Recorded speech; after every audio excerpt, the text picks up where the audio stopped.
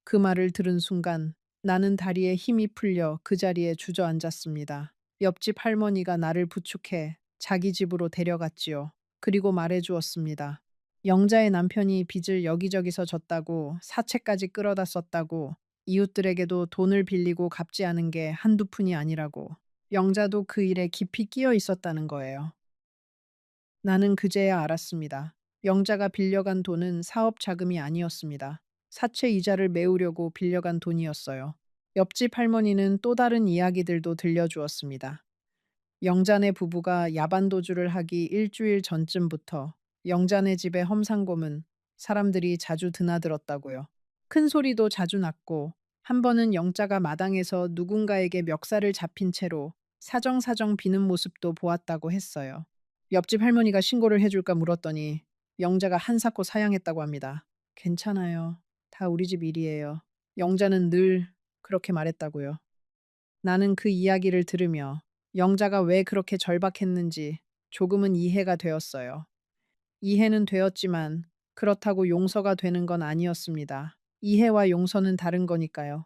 내가 빌려준 8천만 원만 사라진 게 아니었어요. 옆집 할머니의 말에 따르면 영자는 우리 동네에서만 적어도 5집에서 돈을 빌렸다고 했습니다. 어떤 집에서는 1,000만 원, 어떤 집에서는 2천만 원, 어떤 집에서는 5천만 원, 다 합치면 1억은 좋게 될 거라고 했어요. 그리고 그 사람들도 다 차용증 없이 빌려줬다고 했지요. 영자는 정확히 같은 수법을 우리 모두에게 썼던 거였습니다. 그 말을 들었을 때 나는 영자에게 배신당한 것보다도 내가 그렇게 흔한 수법에 당했다는 사실이 더 부끄러웠어요. 사람의 자존심이라는 게 참 별것 아니더라고요. 옆집 할머니는 나에게 물 한 잔을 주면서 자기도 영자에게 500만 원을 빌려줬다가 못 받았다고 털어놓았어요. 순자야, 너만 그런 게 아니야. 나도 같은 처지야. 그러니 너무 자책하지 마. 그 말이 위로가 되어야 하는데 이상하게 더 슬펐어요. 영자가 우리 동네 사람들을 그렇게 한 명씩 한 명씩 등쳐먹고 있었던 거잖아요. 그것도 40년을 함께 살아온 이웃들을요. 영자에게는 우리가 그저 빌려 쓸 수 있는 지갑이었던 걸까? 그런 생각이 들 때마다 가슴이 답답해졌습니다.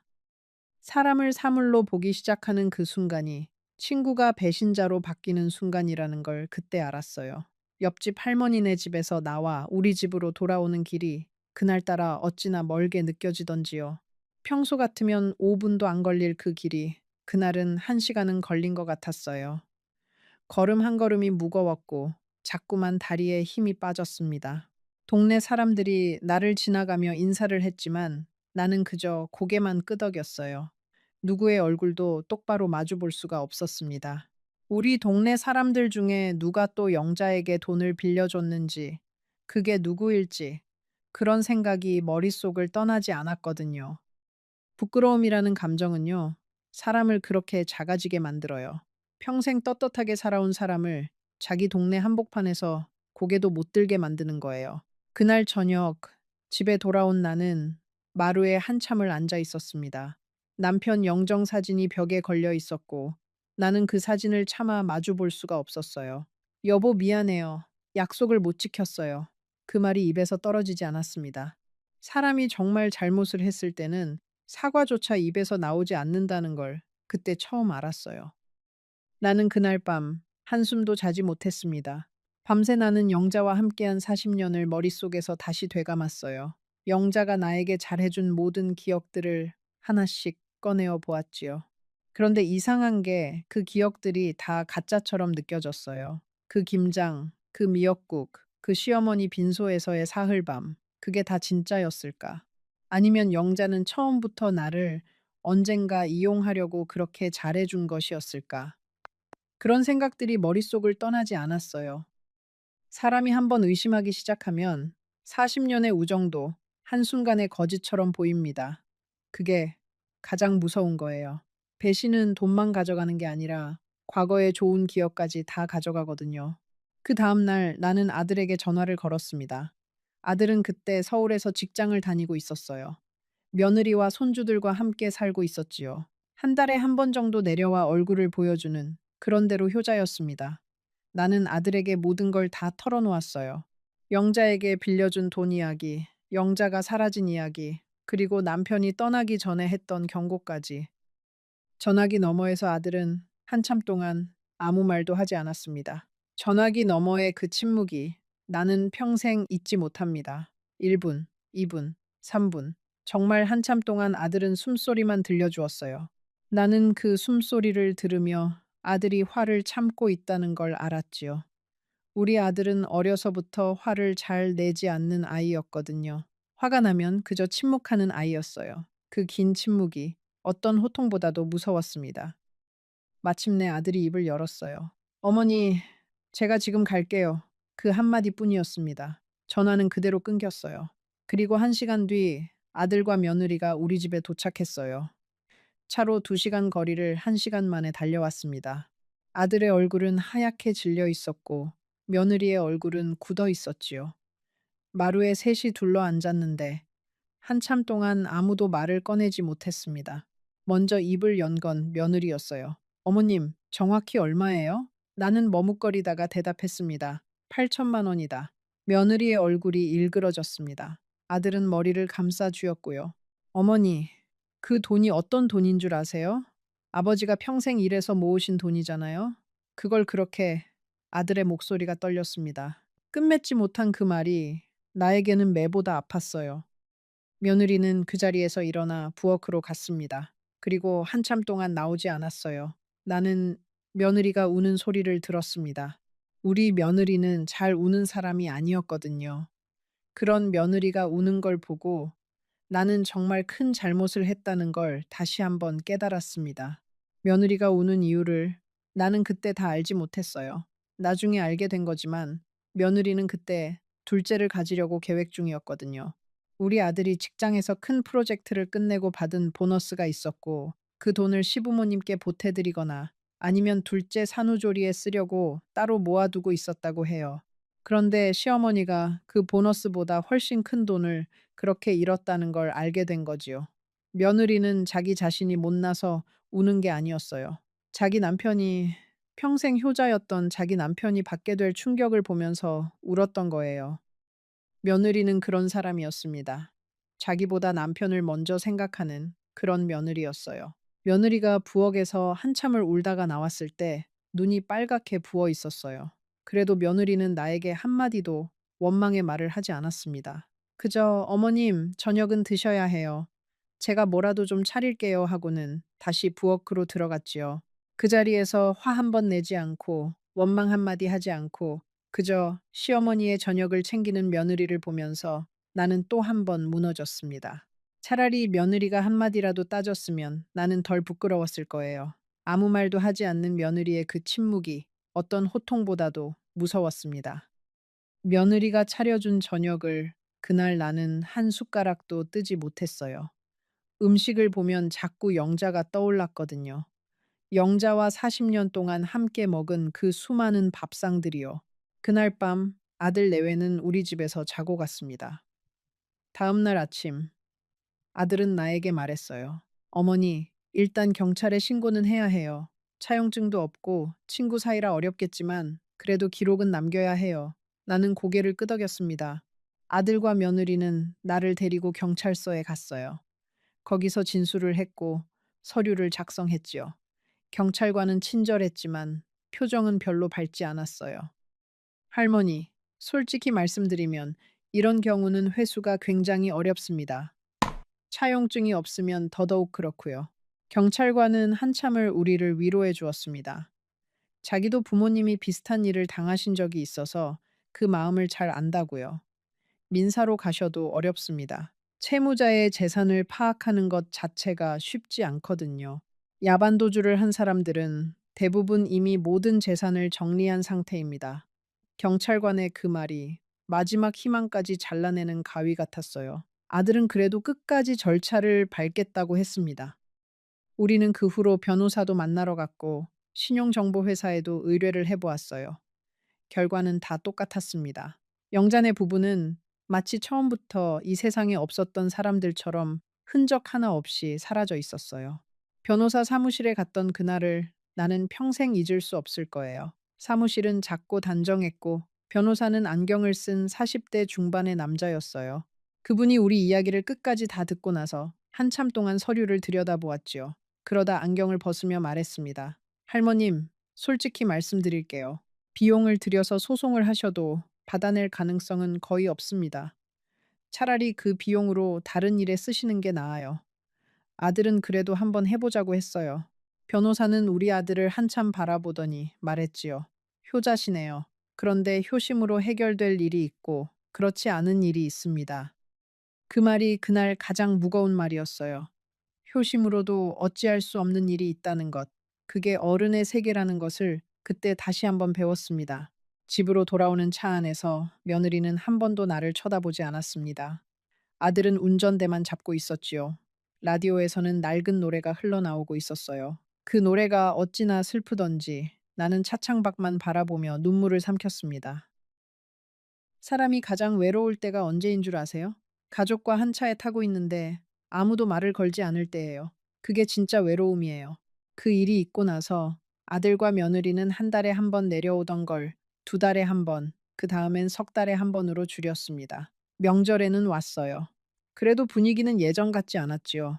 며느리는 나를 보면 인사는 했지만 깊은 이야기는 하지 않았습니다. 손주들도 어른들의 분위기를 눈치챘는지 예전처럼 할머니 할머니 하면서 안기지 않았어요. 가족이 멀어진다는 게 어떤 건지 나는 그때 배웠습니다.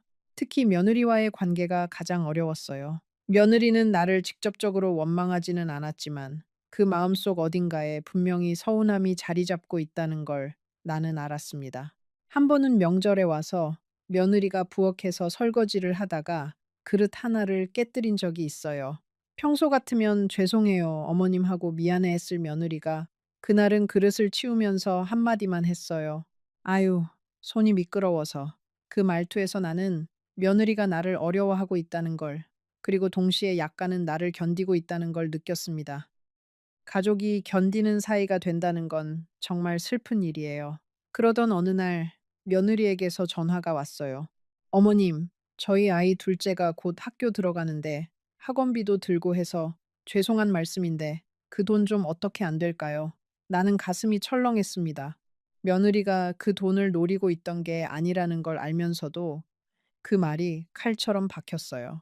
며느리도 아마 그 말을 꺼내기까지 얼마나 망설였을까요? 그날 나는 통장을 다시 펼쳤습니다. 남은 돈은 2천만 원 남짓이었어요.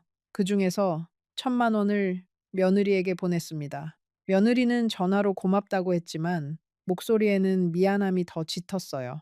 며느리에게 1천만 원을 보내고 난 다음 날 나는 처음으로 일자리를 알아봐야겠다고 생각했어요. 64세 할머니가 할 수 있는 일이 뭐가 있겠어요. 마침 동네 주민센터에서 어르신 일자리 사업이 있다는 걸 알았습니다. 학교 앞 횡단보도에서 아이들을 안전하게 건너게 해주는 일이었어요. 한 달에 30만 원 정도였지요. 적은 돈이었지만 그래도 내가 다시 무언가를 벌 수 있다는 게 위안이 되었습니다. 그 일을 하면서 알게 된 다른 어르신들도 있었어요. 그분들과 가끔 차를 마시며 이야기를 나누는 게 그 시기에는 가장 큰 위로였습니다. 사람이 사람에게 배신을 당하면 다른 사람으로만 그 상처를 위로받을 수 있더라고요. 참 신기한 일이에요. 그 횡단보도 일을 하던 어느 봄날이었어요. 비가 부슬부슬 내리던 아침이었지요. 어떤 작은 여자아이가 우산도 없이 학교에 가고 있었습니다. 나는 내 우산을 그 아이에게 씌워주면서 학교 정문까지 데려다 주었어요. 아이는 할머니, 고맙습니다 하고 인사하고는 학교 안으로 뛰어들어갔지요. 그 모습을 보면서 나는 처음으로 그 시기에 웃었습니다. 정말 오랜만에 웃은 거였어요. 사람이 잃은 것만 생각하면 한없이 무너지지만 작은 것이라도 줄 수 있다는 사실 하나만으로도 다시 일어설 수 있다는 걸 그때 깨달았어요. 그 횡단보도 일을 같이 하던 어르신들 중에 박할머니라는 분이 계셨어요. 나보다 2살이 많은 분이었지요. 그분은 자기도 비슷한 일을 겪었다고 했어요. 평생 가까이 지내던 동서에게 돈을 빌려줬다가 동서가 그 돈을 가지고 도망간 일이었지요. 박할머니는 그 후로 동서를 한 번도 보지 못했다고 했어요. 10년이 지났는데도요. 박할머니는 나에게 말했습니다. 순자야, 그런 사람은 어차피 돌아오지 않아. 그 사람 생각 잠시만 더 하고 그 다음엔 잊어. 잊어버리는 게 너 살리는 길이야. 그 말이 그때는 잘 와닿지 않았어요. 하지만 시간이 지나고 보니 박할머니의 말이 진리였습니다. 사람은 잊을 줄 알아야 살 수 있더라고요. 다 기억하면 그 무게에 자기가 짓눌려요. 그 시기에 나는 가끔, 정말 가끔, 모든 걸 그만두고 싶다는 생각도 했어요. 살기 싫다는 뜻이 아니라 그저 이 모든 짐을 내려놓고 싶다는 뜻이었지요. 평생 모은 돈을 잃은 죄책감, 가족과 멀어진 외로움, 40년 친구를 잃은 슬픔, 그 세 가지가 한꺼번에 나를 누르고 있었어요. 그런데 그때마다 나를 일으켜 세운 건 작은 일들이었어요.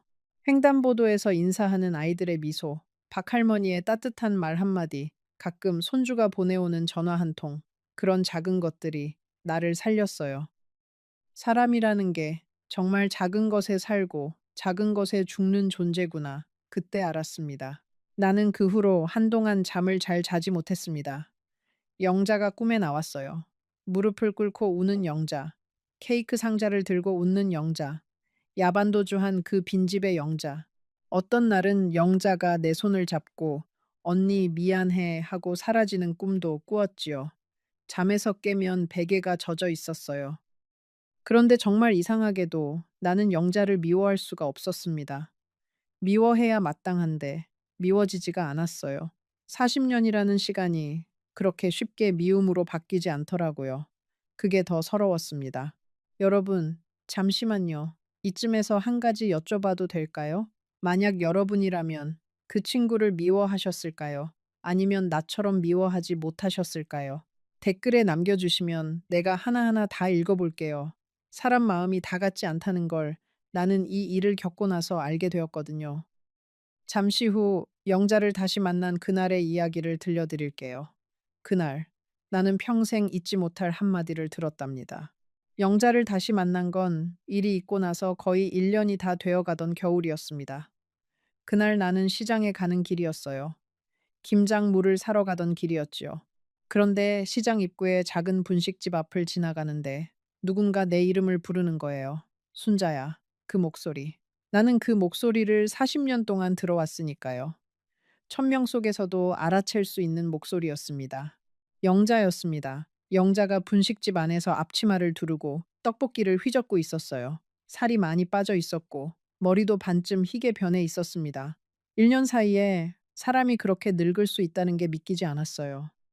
나는 그 자리에 멈춰 섰습니다. 다리가 떨어지지 않았어요. 영자도 나를 보고 멈춰 섰지요. 우리는 한참 동안 서로를 바라보기만 했습니다. 먼저 움직인 건 영자였습니다. 영자는 앞치마를 벗고 가게 안에서 나왔어요. 그리고 내 앞에 섰지요. 가까이서 보니 영자의 얼굴에는 멍 자국이 있었습니다. 광대 쪽에 검푸른 흔적이 남아 있었어요. 나는 차마 그것에 대해 묻지 못했습니다. 영자가 먼저 말했어요. 언니, 미안해. 정말 미안해. 그 말이 얼마나 작던지 옆에 지나가는 사람들 발소리에 묻혀버릴 정도였습니다. 나는 한참 동안 아무 말도 하지 못했습니다. 그러다가 정말 의외의 말이 내 입에서 나왔어요. 밥은 먹었니? 그 말이 어떻게 내 입에서 나왔는지 지금도 모르겠습니다. 40년 친구를 잃고 평생 모은 돈을 잃고 가족과의 사이까지 멀어진 내가 그 사람에게 밥은 먹었니라고 묻고 있더라고요. 영자가 그 말을 듣고 무너지듯 주저앉았습니다. 길 한복판에서, 사람들이 지나가는 그 길 한복판에서요. 영자는 한참을 울었습니다. 나는 그 옆에 쪼그려 앉아서 영자의 어깨를 토닥였어요. 영자가 진정되자 우리는 그 분식집 한 구석에 마주 앉았습니다. 영자가 떡볶이 한 접시를 내왔지만 나는 손도 대지 못했어요. 영자도 마찬가지였습니다. 우리 사이에는 40년이라는 시간이 있었고 1년이라는 거리도 있었지요. 영자가 천천히 입을 열었습니다. 영자의 남편은 결국 사업이 완전히 망했다고 했습니다. 사채업자들이 집까지 찾아왔고 그래서 야반도주를 할 수밖에 없었다고 했어요.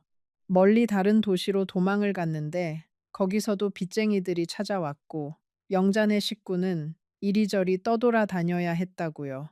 영자의 큰아들은 군대에 갔고 작은 딸은 외할머니 댁에 보내졌다고 합니다. 영자와 남편만 둘이 남아서 떠돌이 생활을 했지요. 그러다 영자가 어찌어찌 이 분식집에 자리를 잡았고 남편은 다른 도시에서 막노동을 한다고 했어요. 멍 자국에 대해서는 영자가 말하지 않았고 나도 묻지 않았습니다. 영자는 그날 자기가 빌려간 돈에 대해서도 이야기했어요. 솔직히 말했지요. 그 돈이 사업 자금이 아니라 처음부터 사채 이자를 갚으려고 빌린 돈이었다는 걸요. 2달 안에 갚을 수 있을 거라고 생각했지만 그건 영자의 착각이었다고 했어요. 사채라는 게 한 번 손을 대면 빠져나올 수가 없는 거였대요. 이자를 갚으려고 또 빌리고 그 이자를 갚으려고 또 빌리고 그렇게 점점 깊은 수렁으로 들어가는 거였다고요. 영자는 그 말을 하면서 또 울었습니다. 언니, 나도 정말 갚으려고 했어. 정말로. 그런데 어느 순간부터는 그게 불가능하다는 걸 알게 됐어. 그때부터는 그저 도망갈 생각밖에 안 났어. 나도 내가 그렇게까지 못된 사람일 줄은 몰랐어. 영자는 또 자기가 나에게 처음 무릎을 꿇었을 때 사실은 2번째 돈을 빌릴 작정이었다고 했어요. 처음부터 한 번에 큰 돈을 빌리면 의심받을까봐 일부러 2번에 나누어서 빌리려고 계획했다는 거예요. 사채업자가 영자에게 가르쳐준 수법이었다고 했지요. 영자는 그 말을 하면서 내 눈을 똑바로 보지 못했어요. 나도 마찬가지였습니다. 사람이 사람에게 그렇게까지 계산적으로 다가갈 수 있다는 걸. 그것도 40년 친구에게요. 그 사실이 나를 한 번 더 무너뜨렸습니다. 영자는 또 한 가지 이야기를 했어요. 야반도주를 하던 그 새벽에 영자가 우리 집 앞에 한 번 와봤었다고 했습니다. 마지막으로 나에게 인사라도 하고 가려고요.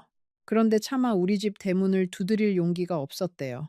1시간 동안 우리 집 앞 가로등 아래에 서 있다가 결국 돌아갔다고 했어요. 그날 밤 우리 집 마당에 있던 감나무를 한참 바라봤다고도 했고요. 나는 그 말을 들으면서 가슴 어딘가가 또 무너졌습니다. 영자도 사람이었구나. 영자도 양심이라는 게 있었구나. 그런데 그 양심이 무릎을 꿇고 돈을 빌릴 만큼은 강하지 않았던 거지요. 사람의 양심이라는 게 참 약한 것이더라고요. 영자는 자기 남편 이야기도 했어요. 자기 남편이 사채에 손을 대기 시작한 게 사실은 10년도 더 된 일이었다고요. 영자는 그걸 한참 동안 모르고 있었대요. 자기가 알게 됐을 때는 이미 빚이 도저히 갚을 수 없는 액수가 되어 있었다고요. 영자는 처음엔 친정에서 도움을 받았고, 그 다음엔 자기 폐물을 팔았고, 그 다음엔 보험을 깼고, 그 다음엔 집을 담보로 잡혔고, 그 다음엔 친구들에게 돈을 빌리기 시작했다고 했어요. 나는 그 과정에서 마지막에서 2번째 사람이었다고 합니다. 마지막 사람은 누구였냐고 묻지 않았어요. 누군지 알고 싶지 않았거든요. 그날 영자는 그 분식집 의자에 앉아서 자기 인생을 다 풀어놓았어요. 듣는 내내 나는 한마디도 하지 못했습니다.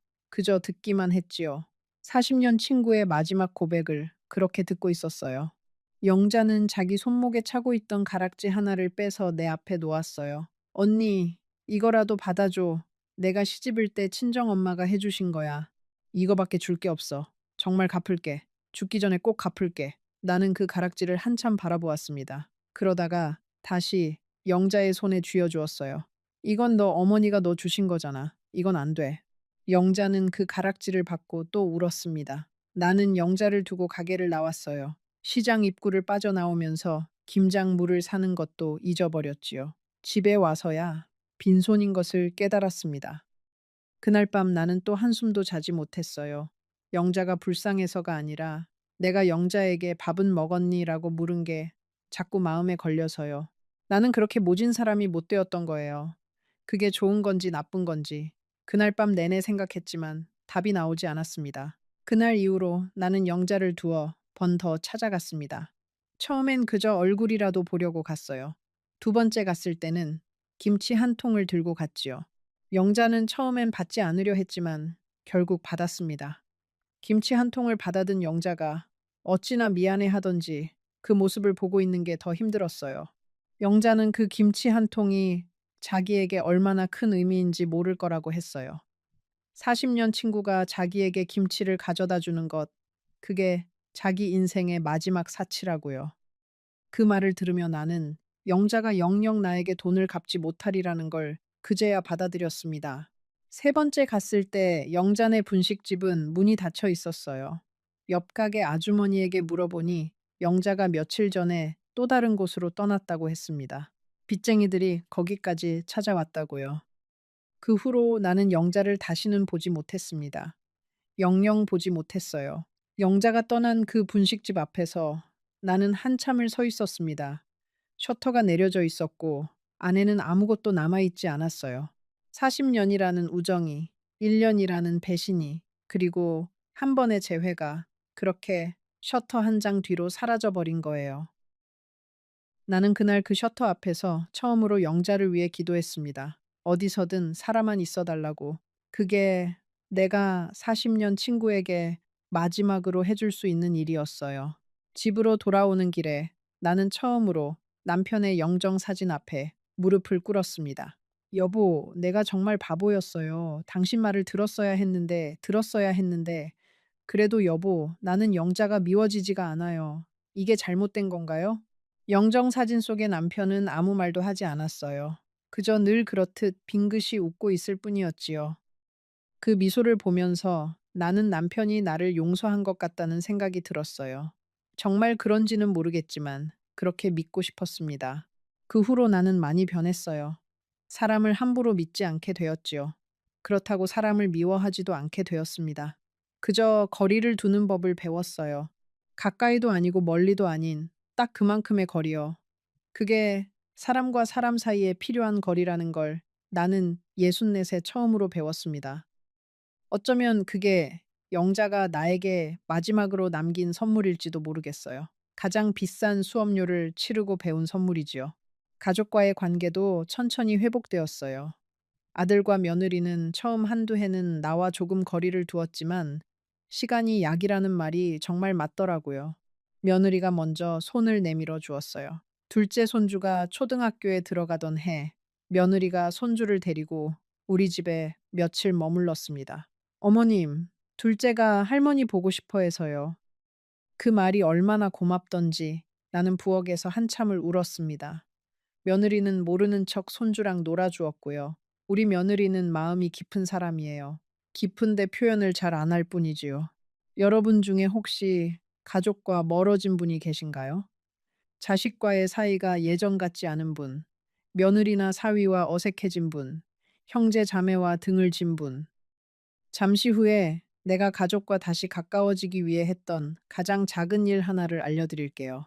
정말 작은 일이었는데 그게 모든 걸 바꾸어 놓았답니다. 내가 한 가장 작은 일은 사과였어요. 아주 단순한 한마디였습니다. 어느 해 추석, 가족이 다 모였을 때 나는 며느리에게 처음으로 사과를 했어요. 얘야, 내가 그때 너에게 정말 미안했다. 너 마음 많이 상하게 했지. 내가 어른인데 더 신중했어야 했는데 정말 미안하다. 며느리는 그 말을 듣고 한참을 가만히 있었어요. 그러다가 내 손을 잡았습니다.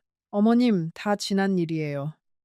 그 한마디에 10년 동안 우리 사이에 쌓여있던 벽 하나가 무너졌어요. 사과는 사람이 죽기 전에 꼭 해야 하는 가장 어려운 말이라는 걸 나는 그날 깨달았습니다. 아들에게도 사과했어요. 늦었지만요. 네 아버지 말을 들었어야 했는데. 아들아, 미안하다. 네가 받았어야 할 유산을 내가 다 날려버려서 미안해. 아들은 그 말을 듣고 울었어요. 우리 아들은 어려서부터 울지 않는 아이였는데 그날 처음으로 내 앞에서 엉엉 울었습니다. 어머니, 그건 어머니가 사과하실 일이 아니에요. 그건 그 사람이 사과해야 하는 거예요. 아들의 그 말이 또 얼마나 따뜻하던지. 나는 아들이 정말 다 컸구나. 내 아들이 정말 어른이 되었구나. 그렇게 느꼈습니다. 이제 나는 여든이 되었습니다. 영자를 본지 18년이 흘렀어요. 영자가 어디에 있는지, 살아있는지 가끔 궁금합니다. 가끔은 시장 근처를 지날 때마다 두리번거리기도 해요. 혹시 그 분식집 앞을 다시 지나가게 되면 거기 영자가 서 있지는 않을까 싶어서요. 하지만 영자는 어디에도 없습니다. 영자가 빌려간 그 8천만 원도 끝내 한 푼도 돌아오지 않았어요. 그건 영영 돌아오지 않을 거예요. 나는 그걸 받아들였습니다. 가끔, 정말 가끔 나는 그 일을 후회하지 않는다는 생각이 들어요. 이상한 일이지요. 평생 모은 돈을 잃었는데, 40년 친구를 잃었는데, 가족과의 사이까지 멀어졌었는데, 그 일을 통해 내가 배운 것들이 너무 컸기 때문이에요. 사람을 사랑하는 법, 사람과 거리를 두는 법, 사과하는 법, 용서하는 법, 그리고 미워하지 않는 법. 그 일이 없었다면 나는 그것들을 영영 배우지 못했을 거예요. 너무 비싼 수업료였지만 그래도 그건 내 인생의 진짜 수업이었습니다.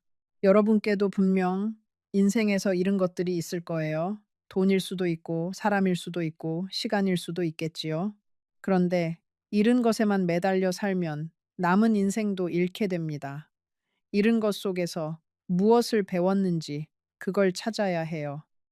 영자가 나에게서 가져간 건 돈이지만 나에게 남긴 건 그것보다 훨씬 큰 거였어요. 나는 그렇게 믿어요. 그렇게 믿어야 내가 살아갈 수 있거든요. 남편이 떠나기 전에 한 말을 나는 가끔 떠올립니다. 여보, 사람은 다 같은 사람이 아니야. 가까운 사람이라고 다 같은 사람이 아니야. 그걸 알아야 해. 그때는 그 말이 야박하게 들렸어요. 사람을 그렇게 의심하면서 어떻게 사느냐고 나는 따졌지요. 지금은 알아요. 의심하면서 살라는 말이 아니었다는 걸. 사람을 사랑하되 분별하면서 사랑하라는 말이었던 거예요. 사랑과 분별은 다른 게 아니라는 걸 남편은 그때 이미 알고 있었던 거지요. 여러분, 이 이야기를 들으면서 어떤 생각이 드셨나요? 혹시 여러분 곁에도 영자 같은 사람이 있지는 않은가요? 아니면 여러분이 누군가에게 영자 같은 사람은 아닌가요? 사람의 인생이라는 건 결국 누군가에게 빚을 지고 누군가에게 빚을 갚으면서 살아가는 거예요. 그 빚이 돈일 수도 있고, 마음일 수도 있고, 시간일 수도 있겠지요. 우리 모두는 누군가의 영자이고 누군가의 순자입니다. 오늘 이 이야기를 여기까지 들어주신 여러분, 정말 고맙습니다. 내 이야기가 여러분의 마음 한구석에 작은 울림 하나라도 남겼다면 그것만으로도 나는 충분히 기뻐요. 만약 이 이야기가 여러분의 마음을 흔들었다면 지금 화면에 보이는 그 다음 영상도 꼭 보고 가세요. 거기에는 이 이야기보다 더 깊고 더 가슴 아픈 그러면서도 끝내 따뜻한 또 하나의 이야기가 기다리고 있답니다. 절대로 놓치지 마세요. 그 영상이 오늘 밤 여러분의 마음을 또 한 번 흔들 거예요.